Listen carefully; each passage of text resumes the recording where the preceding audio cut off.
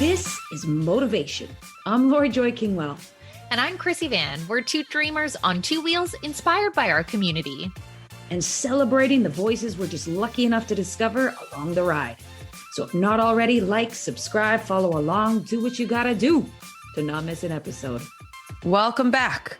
After a bit of a pit stop, we're roaring into this new year with fresh energy and hard-earned wisdom. My God, hard-earned wisdom for us too this year. Or we hope it's turned into wisdom. So 2024 was a year of forced transitions. Call it the open road we didn't quite expect to find ourselves on. For one of us, it was about navigating the abrupt end of a 20-year relationship, a journey marked by love, responsibility, and the weight of someone else's mental health.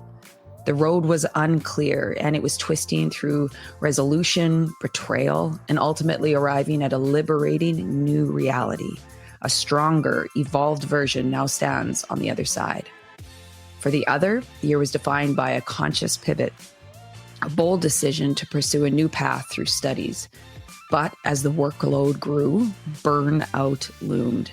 It took a hard shift in priorities, letting go of social patterns and habits, just to focus on this long-term goal. The shift came with sacrifice, but shedding that extra weight is exactly what was needed to keep moving forward. So now, starting this new year, we thought we'd give a little update and share what we've learned. Along with tried and tested advice, we'll help you tackle your goals, face the unexpected, and make 2025 your year to thrive, no matter what comes your way. So join us as we kick off this season of growth, introspection, and yes, a little rebellion. This is your Motovation. We're back. We back, yeah. We're back.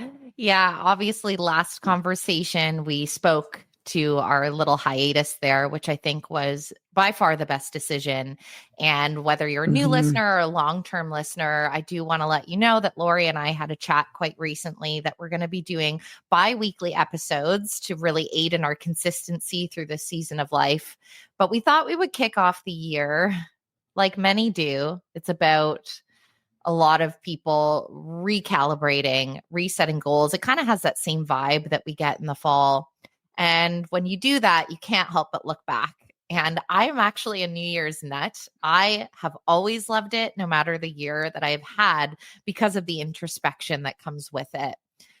One of the things that I've kind of loathed over this holiday season, and I know it comes from such a good place, but I have had so many messages from different people that are like, hope that you have a great holiday, and the New Year wish comes and they're like, I hope it's a way better year for you than last year. Or I know that you've had such a hard year, or it's been such a bad year.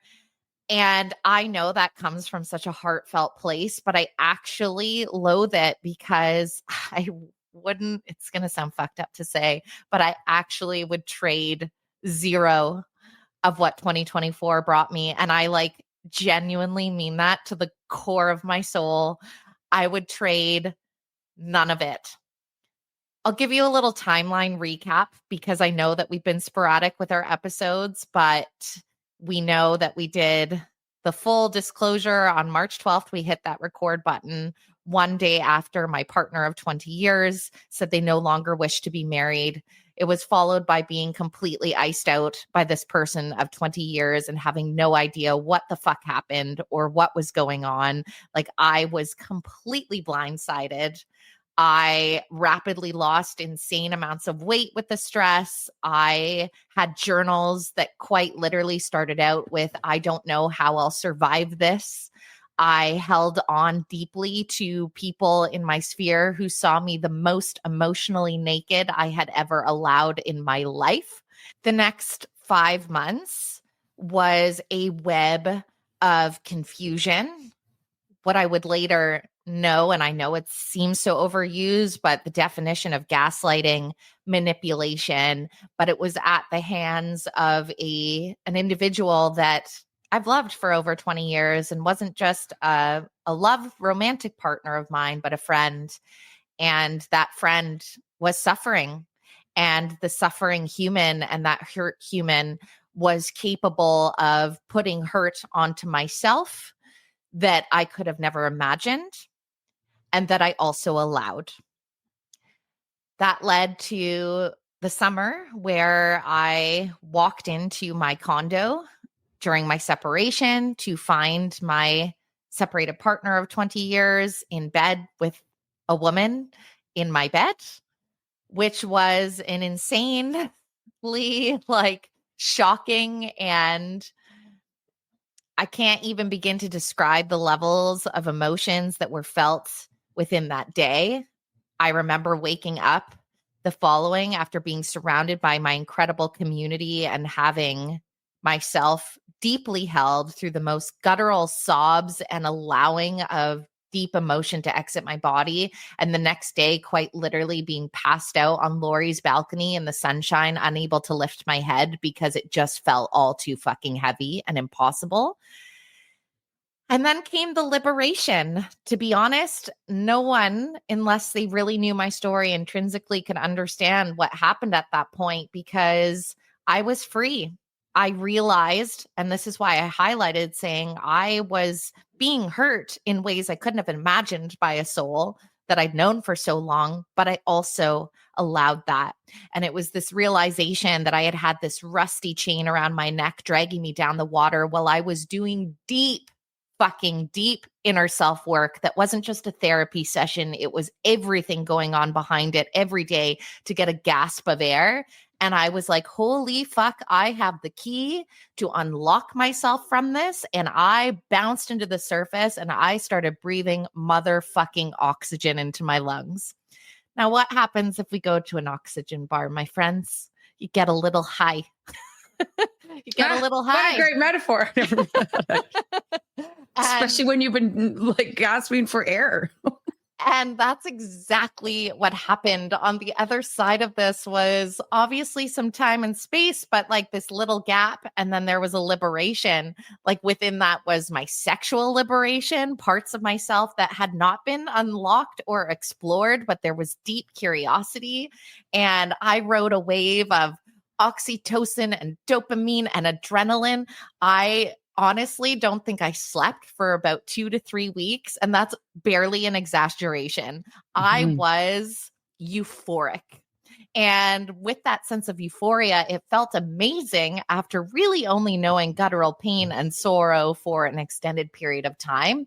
It also came with other life lessons. When you are in a state of euphoria, you can also be in a slight state of selfishness. And there were repercussions there, which kind of brings us to the episode Lori and I did, where I had responsibilities in work, in life, in this podcast commitment that were kind of by the wayside because it was my world and I was living it and I was just drinking it the fuck up.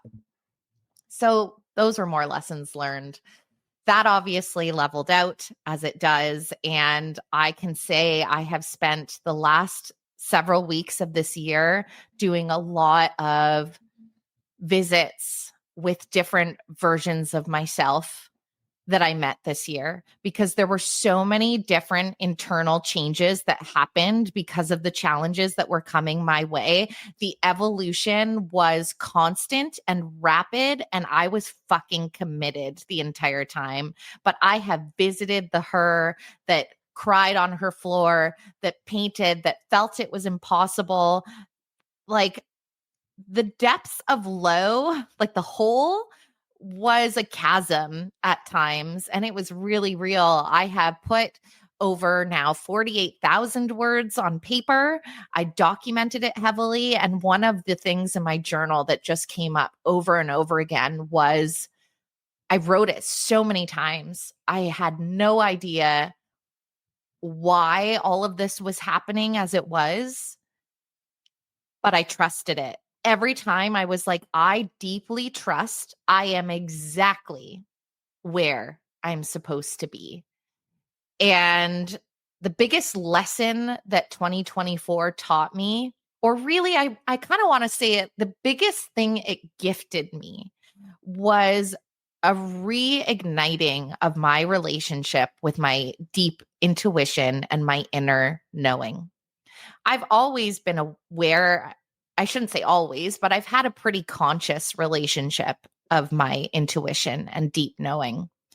But I abandoned parts of myself. And to be honest, I'd abandoned parts of myself a long, long time ago by closing myself off to deep feeling and deep experiencing and having this lens that certain feelings were bad or negative or not for me. And what's come out of this year has been this deep allowing and really giving myself the permission. And so much of that was granted by the community that has surrounded me and the people that have allowed me to be that naked self and also say that it's okay, and celebrating that part of self and having people that vibrate on a similar plane that understand the growth that can happen. You know, a lot of things that happened to me this year, and I don't want to offend anyone when I say the term, but like it is like PTSD from for sure walking into your condo in your space that is your safe haven and having that level of disrespect thrust upon you. And I remember distinctly sitting with my therapist being like, I know you already know this, so I can say this. There is also such thing as personal growth syndrome. And for myself, that's what I deeply knew, that there was going to be an elevation in life that I was being offered through these hardships. And to be honest, some of the hardships ended up so hard because of what Lori and I talk about so often. And this ties back to the intuition piece, the nudges, the whispers. If I am to do an honest audit, which it's why they say hindsight is 2020. But if I were to do an honest audit, I cannot deny that there were whispers and nudges there. Now, in that part 2 of this evolved self, or this more healed and healing version of myself that entered the second part of the year, I would say one of the surprises is like I've opened myself up to the possibility of love and relationship and trust in a relationship. And I just had a therapy session recently because I said to him, I was like, I am surprised by how little my previous experience in regards to breaks of trust are coming with me into this space. And it says a lot to the other person that I'm exploring this with, because they have offered this very secure, deep emotional bandwidth to that point of operating of people on a similar plane. I think that's where we've had such a connection from the get-go, because there's a vibrational energy pull for sure, and a deep understanding of that part of self and allowing of the conversations. But it makes me happy that I went through and allowed myself to sit in the pain and the hurt and process it and understand it more, because I don't think it would be possible. I think my heart would be closed without question. And it's not. And no one is more surprised than me by all of that. And when you're like handing your heart over after it's been deeply broken, and I know this isn't new to a lot of people, but you have to understand this was my first heartbreak after 20 years. So it was a very new, fragile feeling. You're also giving another party the opportunity to fumble it. But I'm like, what the fuck is life without risks? If your intuition is calm and peaceful, and currently mine is quite illuminated, and I'm touched with my knowing, I'm going to follow that, even if it means I learn a lesson one day or it turns into something else. I will not deny myself possibility based on the potential it might not go well. Because if there's one thing I have learned from this year, you do not get to control those parts. Like, the lessons are going to come as they're going to come. Another component of the intuition lesson of this year and the allowing to close this year, and this kind of rounds out to where people were like, oh my God, the year that you've had. And I'm not a woe is me person, so maybe that's why I have an aversion to the sentiment. But once I started vibrating higher after moving through all of this pain, I've had a lot of very positives enter my life in a variety of spheres.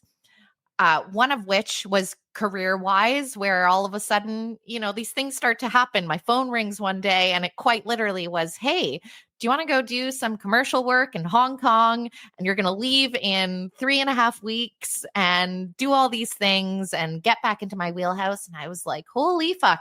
The journal that I wrote before I'd quit my job previously was that I was most sad about giving up those components of my working life because those were the most fun shoots out of all of them. They are a hell of a lot of work, but it's just my motherfucking wheelhouse. And then this opportunity just falls out of my lap, seemingly out of nowhere. But it was this state of flow. Things start to flow in.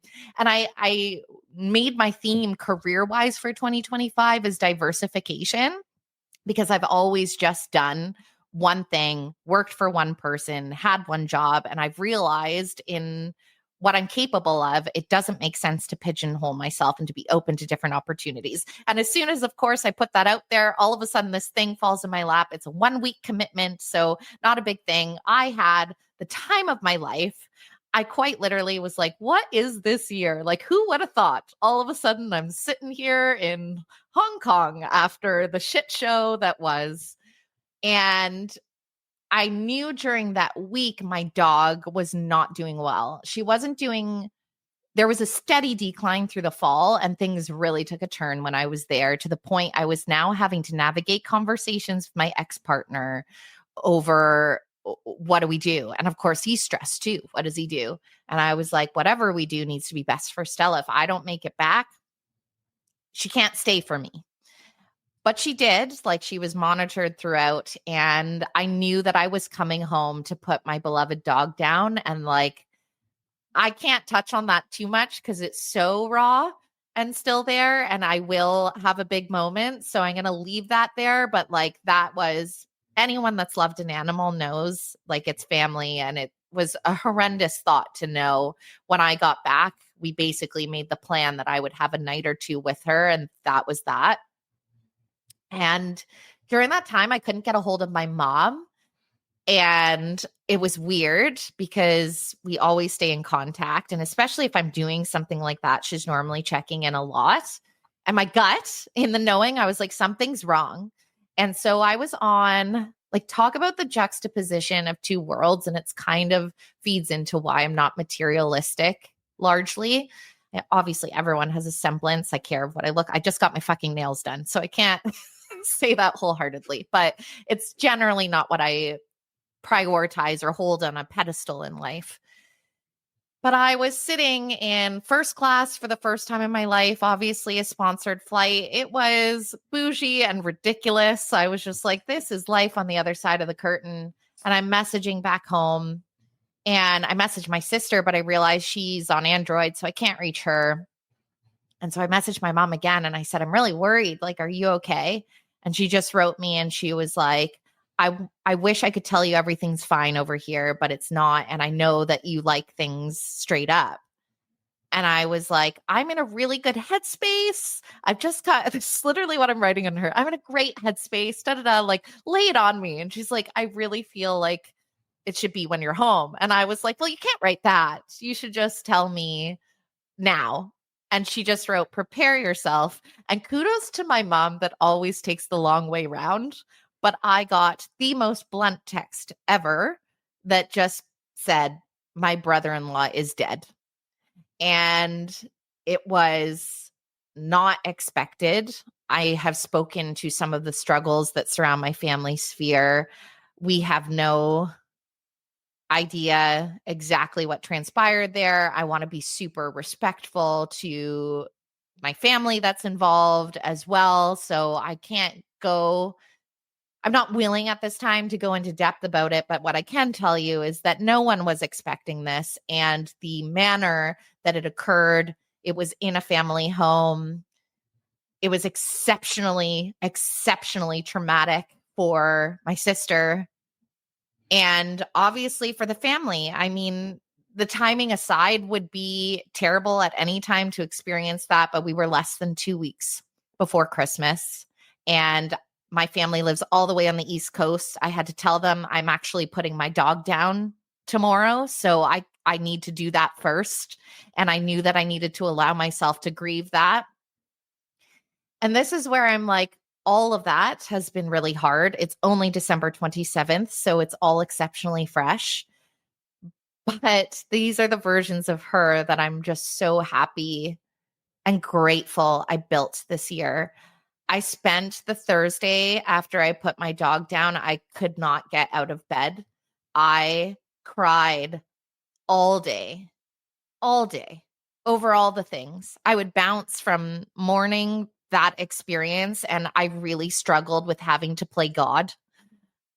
For lack of a better term, we know I don't follow a God, but like having to end a life and just the awfulness of that experience. And then what had transpired and what struck me the most that took me down was my empathy, that I really in life had never had access to that depth. I would think of my sister and it would move me to my core. And I used to actually really kind of shit on that dynamic in other people before, being like, get it together. It's not yours. It was so judgmental, not on them when you drill it down. It was on myself because there wasn't that allowing in self. But now being so connected to myself in a new way, it's like these rich emotions. And I asked my therapist because I got out here and I really hadn't had much move through. And I actually voiced this to Lori when we had a call. And I was like, I really just kind of want to do a check of, am I reverting to old patterns and behaviors, or are we moving through this? And when we discussed that, like sitting with the grief, he was like, all of this is so awful to go through. But life basically served you a real-time playbook of being able to put into practice everything you learned this year. And you are.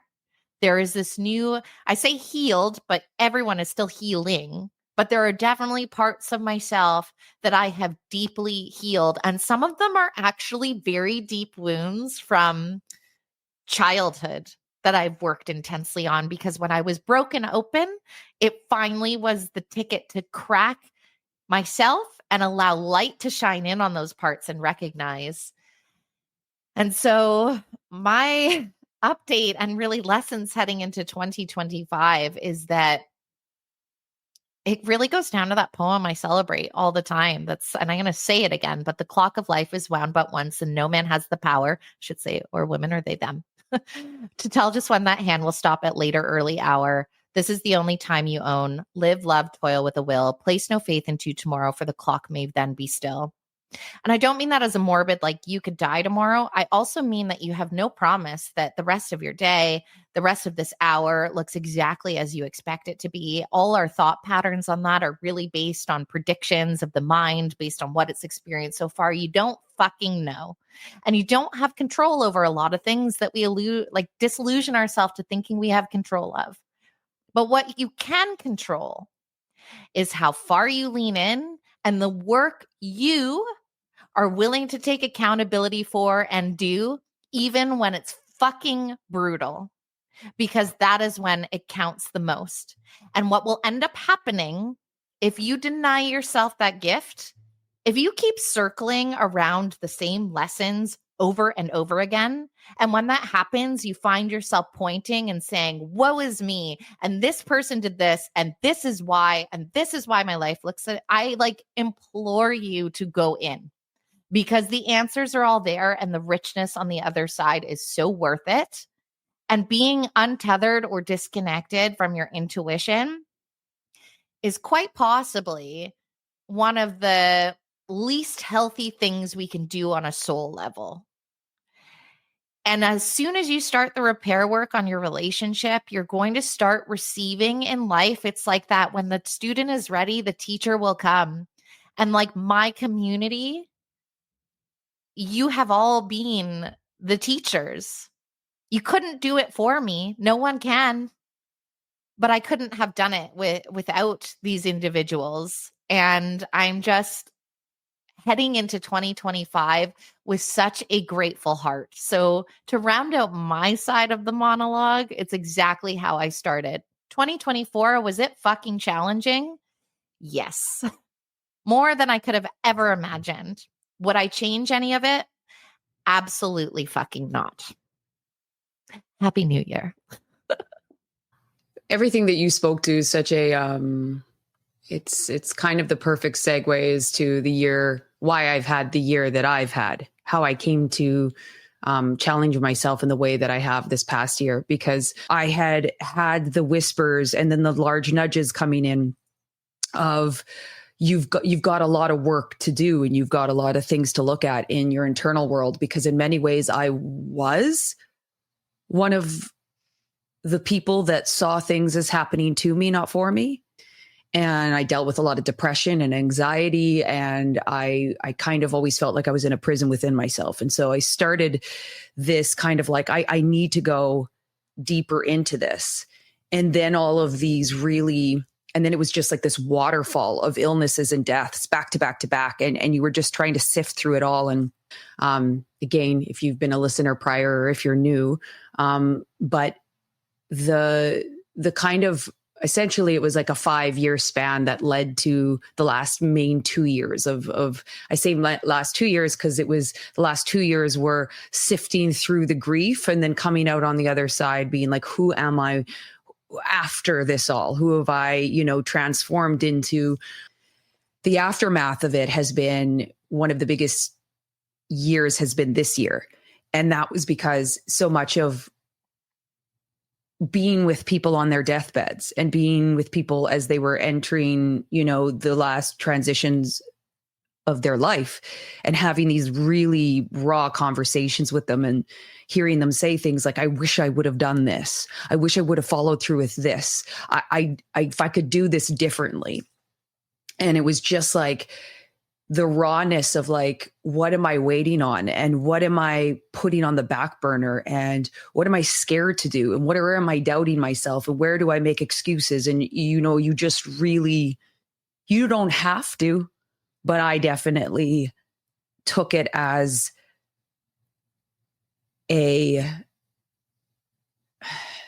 not a responsibility, but almost a responsibility to myself, to like, this like precious life of living here, but also to, it's going to catch me up to these people that would have given anything to like live another day. And I was like, man, I got today.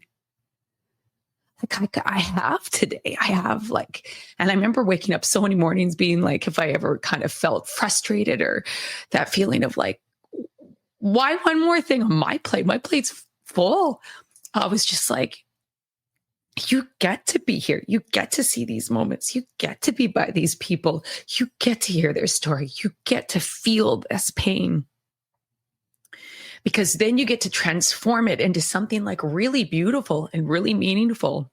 And then I was in my work and my practice as a family and parent coach and child coaching and around emotional regulation, emotional intelligence, which hits so much home for me because that's been ultimately my work as a person. And I've come so far out on the other side, and I genuinely don't experience depression anymore. And I haven't for many years, even in my darkest times, because it's my fuel. It's the thing that, hard times and hard moments, rather than feeling as though they're happening to me, I'm like, where is my lesson? Where is my gratitude? And I've always wanted to, ever since I was like 18, I've always wanted to either go into psychology or counseling or something, but I just it just genuinely didn't feel like the right time. I was always on this curb of learning, and it just didn't feel like that was the right next step until it was like so loud as the next right step. And it was like this, like very clear, like it's time. And where this comes in of like, oh, okay, like you go back to school. But there's also like a story that has been heavily attached to me for all of my life. I was terrible in school. I did terribly. Even when I worked hard, I did terribly. And it's not not generous memories. And it taps into a lot of my insecurities, and it taps into a lot of my like, but what if I'm not enough? What if I can't do this? And then everything that led up to this last year and all of the people that I heard their stories and I heard their last words, and I just was like, fuck this, fuck that, fuck all of it. Like, create your new story. Create, you can create it all. I've witnessed myself do that over these last few years, shown up in ways that I had no idea was possible for myself. And so I'm going to share what's come up for me. And I kind of wrote it down this morning in point form, and I'll elaborate a little bit on it. But like, I knew going into this next year, it was going to challenge me because I'm still working and I'm while doing full-time school. So it's like, it just live and breathe it pretty much for the last 8 months. And these are the things that have come out of it that aren't just about school, but about my personal level and about how I view myself and the story I tell myself. So the first one, and these are what I've learned and then also what I was reminded of. The first one is you can never fully prepare for the hard you know is to come. But you can commit to the hard in a way that it'll never break you and only continue to make you. I knew this was going to be really hard going into it. I knew it. But when I was in the hard, I was like, man, this is really fucking hard. This is like really fucking hard. I'm like hard in a way that like I mentally knew, but now that I'm physically experiencing the exhaustion, the like feeling like you're trailing behind at days, feeling like you're just above water. But my commitment to my why, which we talk about often on this, was the thing that carried me through to be like, so it's harder than you even imagined. Okay. But you don't not do it. Some days I was like clawing my way to get that assignment in on my deadline, because there's every deadline every 3 weeks and it's no joke. And I get that deadline. I get like 2 seconds where I'm just like, woo! And then I'm like, all right, crack the next book for the next course. It's almost always harder than you think it's going to be, even if you prepare yourself for the hard. Now, this is also something that I learned when I had to say goodbye to the people that I loved. And this is also what carried me, because I was like, you think you know how hard it's going to be. You pre-cry, you prepare, and then it does not even remotely even do things I would do to protect my heart, thinking that would at least help the pain. It's as excruciating and as painful as you can imagine, and then tenfold. But that pain is also like this beauty on the other side, because you recognize that like that was the depth of the love that you had. And so like, that's the depth of the purpose that I have. So it's reminding yourself it will be harder than you think it will be, but your commitment to it will make more of you than you ever think it could possibly break you if you allow it to. Without question. Because I remember even being in my mess of emotion just the other week. And I think I told you about this moment where I was just in my condo, a wreck, and just allowing these waves of tears to move through. And I quite literally said out loud, and I live alone. So I was just to the room and I was just kind of like, okay, another elevator. I see it. Yes. I see it. I don't get to rush toward it and get on the Willy Wonka Express through the ceiling as much as everyone would love if it worked that way. But I was like, I see it. And I see that there's a choice here of how this unfolds. And exactly. That deep recognition is so empowering. And it does make you, like, to your point of not running away from it, where you're like, pain is, I mean, it's hard to put into words what deep pain actually feels like, but I don't fear it anymore. I quite literally greet it at the door, and you're just kind of like, well, all right. Yeah. But when you have that evidence of, I've made it through 100% of the hard things that have been in my life, and I have learned something, gained something, or grown in some way from every single one of them, this one will be no different when it shows up your door again. The second one is commitment and consistency equals competence, and your competence equals confidence. I am confident in a way that I've never been in my life, because I have pushed myself in an area of my life I've never pushed myself to this level. And no matter what happens, nobody can take that away from me. Nothing can take that away from me outside of maybe if something happened to my brain and then it might be able to.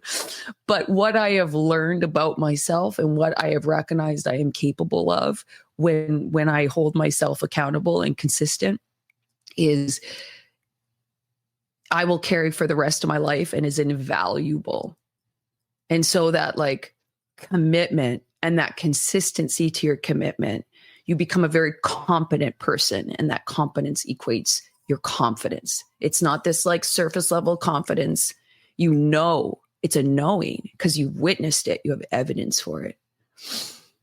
The third is when you have such limited time and energy, you realize quickly which parts of yourself and which parts of others you're willing to prioritize in that allotted time. I suddenly had no time for my bullshit. I had no time for my bullshit, and I had no time for anyone else's bullshit. The amount of time that I just got to be with myself, just be with myself, was so small and limited that when a part of me came in that I was like, oh, absolutely not. If I have a half hour with me, I am not spending it with that part of me.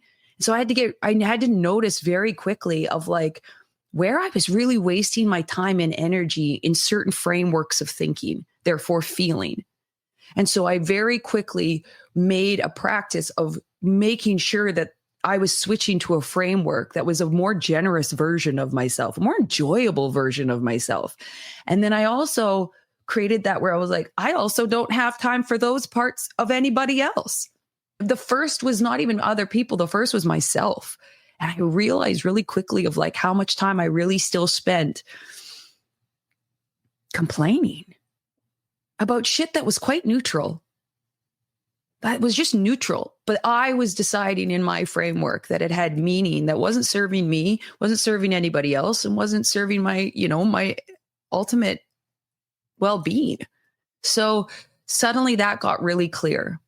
And that's been huge for me. That's been really huge for me to like push really forward. Even just an example, last night, we were at the Cirque du Soleil thing that's here in Vancouver. Yeah, super incredible. Watching people do extraordinary things just makes you feel like Anything can do things. Yes. Anything is possible. That guy just flipped another guy on one foot 50 times really fast. I can study.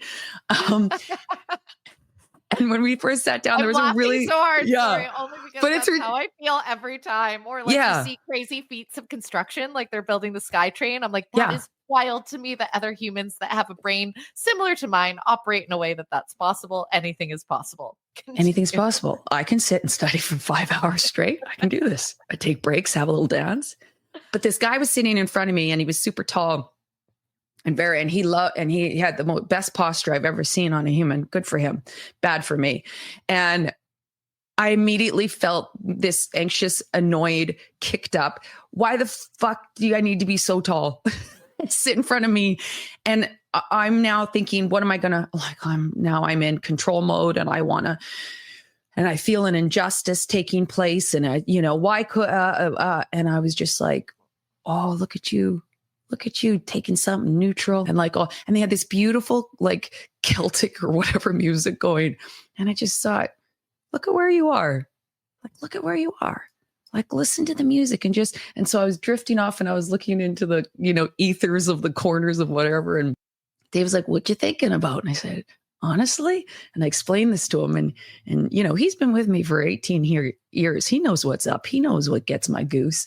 And he's like, yeah. And then I'm like, but then I was just like, it's so much peaceful living inside of me. I lived so much of my life really battling depression and battling the prison that I lived in. And I didn't know if I was making out of it. And I've spoken of this before, of like, there's many times where I wondered and thought about taking my life because it was such a loud, chaotic hell. And I didn't know if I was ever going to really live without it, but I was damned if I wasn't going to give it my all. And that's where my commitment to mental health is to this day, because not only have I gotten myself out of that hell, but I live in a really peaceful place. Like, it's very peaceful within me. I have days, by all means. I have moments, by all means. They last very short amount of time. Most of the time, I'm living feeling challenged, but feeling at peace. Mm-hmm. And that's remarkable. Like that's a remarkable thing. And so this has also really challenged me this last year, is to be like, how do I create more peace within myself? How do I protect the peace that I do have?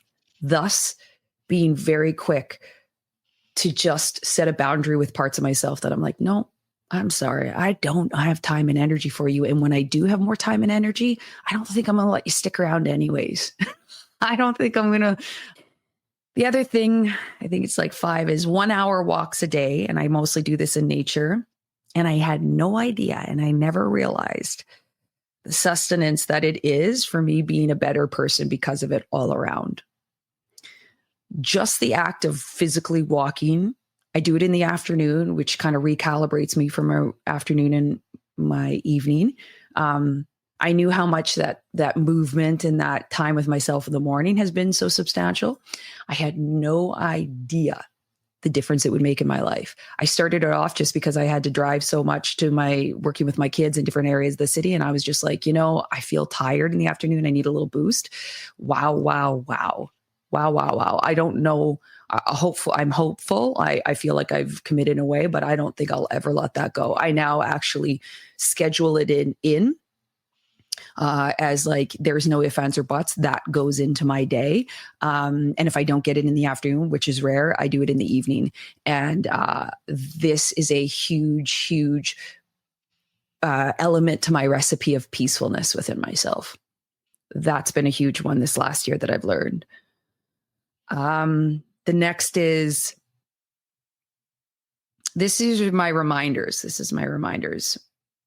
We can rewrite our stories about ourselves at absolutely any time. Love this one. At any time. I rewrote my story of my relationship with learning. Like really, I've been rewriting this for a long time, but I feel like this is like academic learning. I feel like this is like the end of that chapter, or the last chapter in that book, where it's rewritten. Like the story is rewritten. I'm sure I'll have moments, but it feels like I'm like coming to a close of that and actually feeling it in like an embodied way of all the things in this capacity, which is hugely a lesson that I can carry into any area of my life, is like, it's all just made up. And most of it was made up by a storyline that you had very little say in as a young person, and it was made up by a lot of other people that had their stories created for them. And so you have the ultimate pen. And so it's that like, my understanding of my capacity, capability, and my story is different. And you can rewrite yours at any time. And this was an incredible reminder. My other reminder is always and continue to listen to that intuition. It always is right there for you, leading you to your next right step. Because although people have amazing advice and amazing things to give, and there's nuggets in there, you ultimately are the only one. You are the only one, because you are the only one that has had your experience. You are the only one that is you and has your gifts and has your strengths and has your, like, you are the only one. So it is up to your interpretation, and your intuition is that gut brain is there for you. It's becoming a practice of being able to slow and quiet enough to listen and to hear it. But ultimately, it's always reminding you what's the next step. Because when that moment came where my intuition was like, it's time, I was like, shit, it's time. It was like February. I remember it specifically. And I was like, it's time. And my gut was like, yes, it's time. Do that thing, go to school. And I was like, oh, fuck. It's time. And I just like looked up a bunch of schools, which I had done numerous times before. And the Kelowna registered counseling was the one that like really just resonated. And I just remember being like, holy shit, when you're doing the interview and when you're doing all these things, and And it's so funny because you're like, am I going to make it in? You're like, it's a community college. They take anybody. And also they just like, yes, they want your money. You're going to get in. Don't worry. But like, right. It's all those things. But as soon as I've started, it was instantly like, this is exactly where you're supposed to be. This is exactly where you're supposed to be. Because you built that trust with your intuition too. Like that's kind of what I was speaking to in like my own experience as well. And it's like that relationship, like I'm so glad that you just highlight and circle back, because if there's any relationship that you're going to work on in 2025, make it the relationship with yourself. Oh, amen. There's a very peaceful place for you when you do. Oh, right. Speaking and peaceful and like even exciting. In the chaos. So the next one I have for the reminder is, if you're uncomfortable and if the path is unknown and if much feels uncertain, that means you're right where you're supposed to be and you're creating your own life. You're not living the map of another. Because everything feels and often feels and has for a very long time, for much of my life, to be honest, unknown. Because I, from the very get-go, lived a life that was off the beaten path, where I lived, how I had a marriage, whether I had kids or not, everything has felt like, even with the work that I do, I don't know another early childhood educator that went on their own and created their own practice and did this, and coaching in this. I have nothing to go off of. It's always been like a learning of like just trusting the floor will appear underneath your foot as you take that next step. And as uncertain as it still always feels for me, I'm always reminding myself, and this year is no different, is like, that means you're living by a space of creation and trust, and it doesn't mean you have to go out and completely change, reinvent the wheel. That's unnecessary, but you can put your spin on it. You can do it through your vessel, which means it's unique in itself, which means it's going to hit different land, be expressed differently, and all those different things. And so you can't, the more I feel that feeling of like, I have no idea where this leads, the more I'm just like, well, then that's great news. Yeah. Then that's really, really good news. It feels really uncomfortable.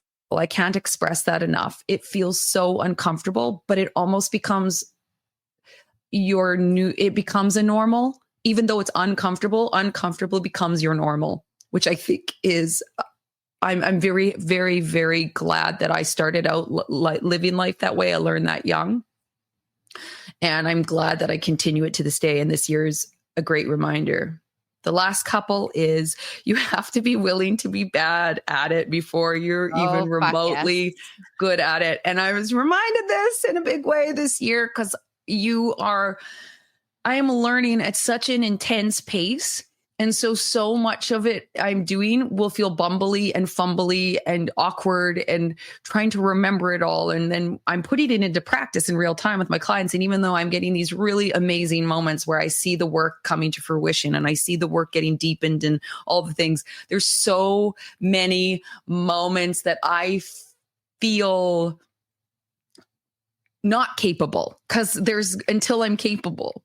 And that's where I say the confidence comes from, ultimately. But you have to be willing to be bad and know that, again, if you're not actually feeling like you're fumbly and bumbly, I don't know if you're actually learning it or do it. Because if it's new, that comes. No one just magically hops in. You might have a innate strength and you might have a talent within that, but that plateaus once you get to a certain level. And then it's back to grit.